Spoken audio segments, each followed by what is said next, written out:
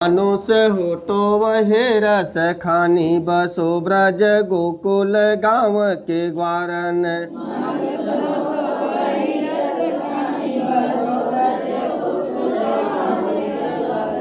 जो पशु हो तो कहाँ बस, मेरो चरो नित नंद के धेनु मझारन।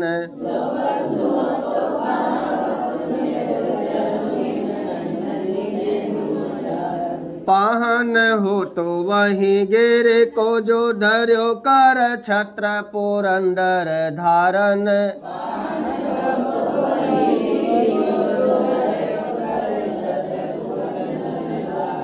जो खग हो तो बसेरो करो, मेले कालंद कुल कदम्ब के डारन।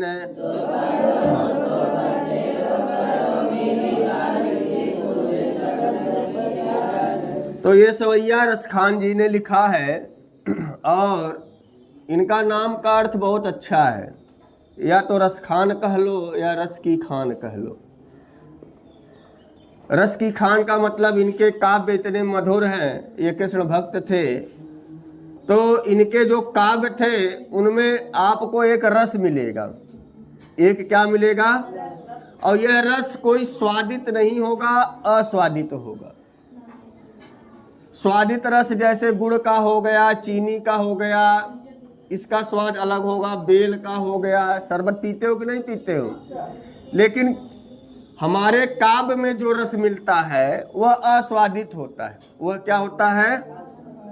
और वह अस्वादित रस इसलिए कहा जाता है कि आपको किसी वस्तु को, किसी घटना को देख करके जो आपका शरीर आनंदित होता है, या किसी गाने को सुनकर तुम्हारे पैरों में जो थिरकन पैदा हो जाती है, वह जो आनंद होता है, अगर कोई पूछे इसका स्वाद क्या है तो तुम बता नहीं पाओगे। रस तो आ रहा है, आनंद तो आ रहा है, लेकिन उसका कोई स्वाद नहीं होता। तो काव्य में हमेशा रस कैसे मिलते हैं? अस्वादित मिलते हैं। इसका कोई स्वाद नहीं होता है।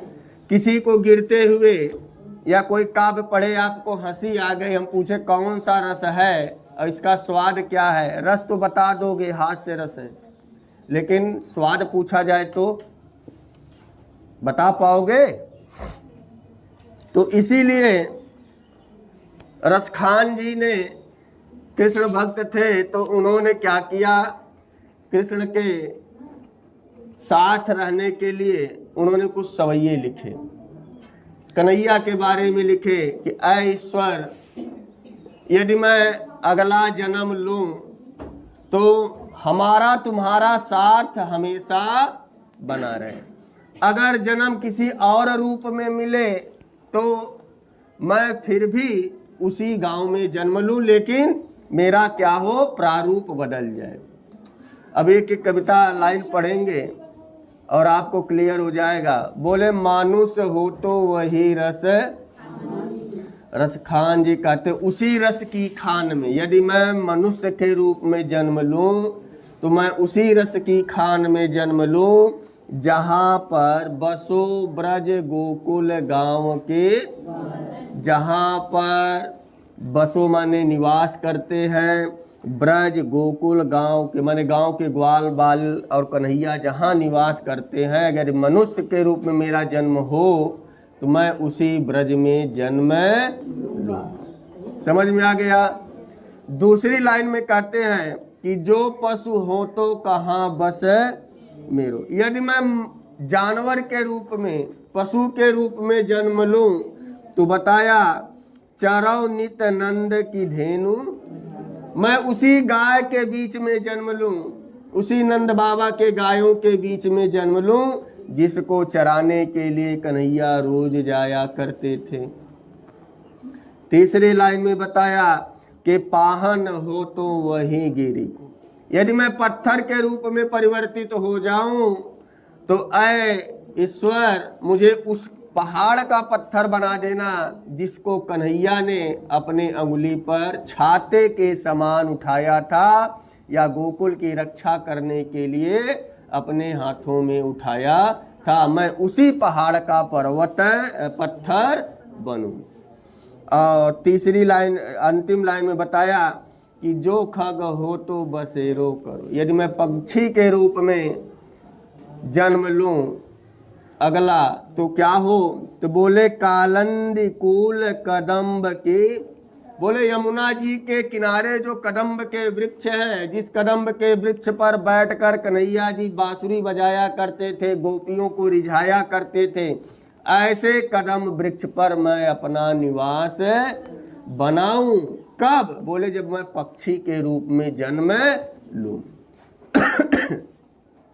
तो पहला स्टैंजा तक पहुंच गया। एक बार और पहले बताए थे, दोबारा इसलिए बता दिया कि कुछ लोग की शकल नहीं थी, कुछ लोगों की शकल क्या थी। अब चले अगले स्टैंजा पे। आजो गए होते भोरा ही हाँ रस खान रही वही नंद के भाव नहीं।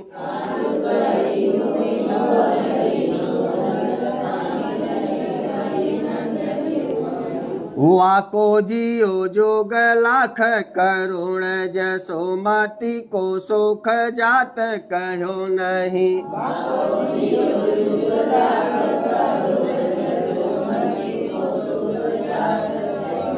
तेल लगाई लगाई के अंजन भावे बनाई बनाई देठौ नहीं।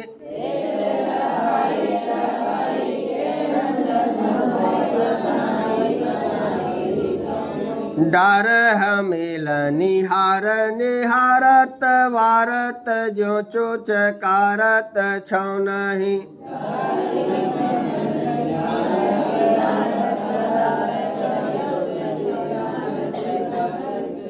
यहाँ पर गांव की ब्रज की स्त्रियां कह रही हैं कि आज गई हुति भोर ही, मैं जब सुबह सुबह उठ करके भोर में ही किधर गई, बोले नंद बाबा के भवन के सामने गई या उधर से गुजरी। तो वही लिखा आज गई हुत भोर ही हूँ, जैसे ही मैं सुबह उठ के या भोर में उठ करके रस खान रही वही नंद के भवन। बोले जब मैं वहाँ पर गई रस के खान नंद बाबा के भवन के सामने गई या उनके भवन की तरफ गई तो हुआ क्या, बोले वाको जियो जुग लाख करोड़। ठीक ना, लाख माने लाख और करोड़ माने करोड़। लाख माने लाख और करोड़ माने अयुग माने युग। ये सब क्या है, एक पैमाना है, एक क्या है पैमाना है। जैसे द्वापर युग, त्रेता युग, कल युग, वहाँ पर यही युग आया है। और लिखा है बाको जियो माने वह जीवित रहे, वह जीवित रहे, वह घराना जीवित रहे, लाखों करोड़ों वर्ष तक वह घराना जीवित रहे कि जसोमति को सुख जात कहियो नहीं।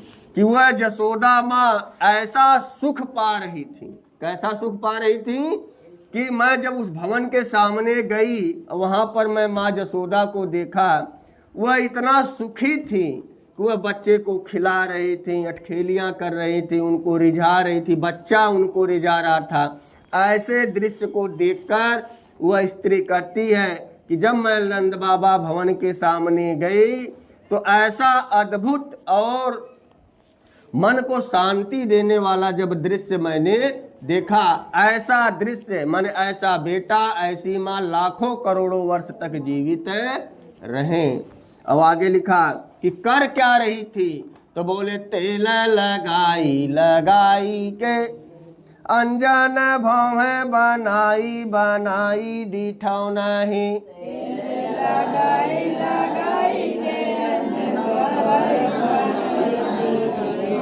क्या वह स्त्री कहती है कि वह घराना लाखों करोड़ों, वह माँ वह कन्हैया लाखों करोड़ों वर्ष तक जिए। जब भवन के सामने वह स्त्री पहुंचती है, कहती है कि वह माँ बच्चे को क्या कर रही थी, तो बोले तेल लगाई लगाई के अंजन, माने वह माँ उस बच्चे को तेल की मालिश कर रही थी। एक माँ अपने बच्चे की जितनी सेवा करती है वह सबसे उस समय आनंदित अवस्था में रहती है। कैसी अवस्था में रहती है, आनंद की अवस्था में रहती है। और तेल लगाने के बाद आप अपने घरों में भी देखेंगे कि बच्चों की जब मालिश हो जाती है तो बच्चों को फिर काजल लगाया जाता है। लगाया जाता है कि नहीं लगाया जाता है? और काजल छोटा मोटा नहीं लगाया जाता। कैसा लगाया जाता है? ये जो आज की स्त्रियां लगाती हैं पतले कलम वाली नहीं लगाए, वो अंगुलिये से लगा दिया जाता, मोटा एकदम। समझ में आया? जितनी मोटी उंगली होती है उसी उंगली से आंखों में काजल लगा दिया जाता है और उस काजल को थोड़ा सा आगे बढ़ा दिया जाता है। आंखें भर नहीं लगाते, यहाँ से करेंगे थोड़ा सा बढ़ा देंगे। इस काजल को मलकौआ काजल कहते हैं। कौन सा काजल? तो वही चीज लिखा। तो माँ ने तेल लगाया उस कन्हैया को और उसे काजल लगाया। यही सब दृश्य भवन के सामने वह देख रही थी। और हुआ क्या कि भाव में बनाई बनाई डिठाओ नहीं, और मालिश करने से जो भावें टेढ़ी मेढ़ी हो गई थी तो माँ क्या कर रही थी? अंगुली से उसे सीधा कर रही थी। माने भावें को सीधा कर दिया और इस बच्चे को नजर ना लगे इसीलिए माथे पर एक काला टीका लगा दिया। उसे डिठौना ही कहते, उसे क्या कहते हैं? समझ में आया? और जब बच्चे को माँ ने सजा लिया, तेल लगाया, काजल लगाया, भावों को सही किया, माथे पे काला टीका लगा दिया, तो अब माँ कुछ और हरकत करेगी। तो चौथी लाइन में लिखा है कि डारी हमेलन हार निहारत, बोलो, डारी हमेलन हार निहारत वारत जो चो चकारत छौनई। माने वह माँ क्या की, जब बच्चे को सजा लेती है तो आपने देखा होगा माँ कुछ और हरकत करती है। किसी को याद है? आज के जमाने में होती तो सेल्फी लेती, फोटो खींचती, लेकिन ये लाखों करोड़ों वर्ष के लाखों वर्ष पीछे की बात है। उस समय ना फोटो था, ना सेल्फी थी, ना मोबाइल थी। तो माँ कैसे क्या करती थी? डारी हमेल निहार निहारत। पहले माँ क्या करती थी? बच्चे को बहुत ध्यान से देखती थी, कहीं कुछ चेहरे में कमी तो नहीं रह गई, काजल कहीं पतला तो नहीं हो गया, डिठौनी जो लगाई है, नजर वाला टीका लगाया है, वह कहीं गड़बड़ तो नहीं लग गया, छोटा तो नहीं लग गया। जब इस प्रकार से देख लेती है तो उसके बाद माँ क्या करती है? वारत जो चुचुकारत छौनी, वह बच्चे को क्या करती है? चुचकारती है, पुचकारती है, उसे जो है किस करती है। समझ में आया कि बेटा आज तुमको इतना सजाया, इतनी मालिश के तुम अब सुंदर दिख रहे हो। अभी धूल से तुम सने थे, तुम्हारी मालिश कर दी, अंजन लगाया, भौवें बना दिया, काला टीका लगा दिया। और डारी हमेलन समझ लेना होता क्या है? जब किसी प्रिय वस्तु को या प्रिय व्यक्ति को कोई शुभ कार्य करने जाता है तो वह डारी हमेलन किया जाता है, निहारा जाता है। डारी हमेलन का मतलब होता है कि बच्चे को नजर ना लगे तो माँ क्या करती? ऐसे करके ऐसे कर लेती है। समझ में आ गया कि डार हमेलनी हार निहार। समझ में आ गया ये क्या है? दिक्कत तो नहीं हो गई? तो बच्चे को जब भौवें लगा ली तो बच्चे को ऐसे करके ऐसे कर ली, तो उसके बाद माँ क्या करने लगी? बच्चे को चुचकारने लगी, पुचकारने लगी। मुंह से आवाज निकालते कि नहीं निकालते हैं? यही स्थिति देखती है, तब वह स्त्री कहती है कि ऐसा घराना लाखों करोड़ों वर्ष तक जीवित रहे। अर्थ पहुंच गया? भूलेगा तो नहीं? नहीं भूलेगा ना? अगले स्टैंजा में चले।